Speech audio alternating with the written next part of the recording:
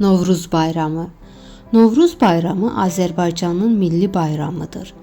Novruz bayramı yaz fəslinin gəlişinə bir ay qalmış qeyd olunmağa başlayır. Belə ki, hər həftənin çərşənbə axşamı növbə ilə su, od, yel, torpaq çərşənbələri keçirilir. İlk çərşənbə su çərşənbəsidir. Həmin gün hamı səhər tezdən bulaq başına gedir.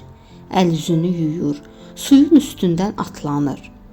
Od çərşənbəsində adətə görə insanlar tonqal qalayıb üstündən tullanırlar. Bununla bütün pis günlərin geridə qalmasını arzulayırlar. Yel çərşənbəsində əsən isti küləklər yazın gəlişindən xəbər verir. Axırıncı çərşənbə torpaq çərşənbəsidir. Həmin gün bütün evlərdə bayram süfrəsi açılır. Cürbəcür yeməklər, əsasən aş, paxlava, şəkərbura, qoğal, badambura və s. bişirilir. Bayram xonçası bəzənir. Kosa keçəl bu bayramın rəmzi obrazlarıdır. Onlar bayram axşamı insanları öz oyunları, nəğmələri ilə şənləndirirlər.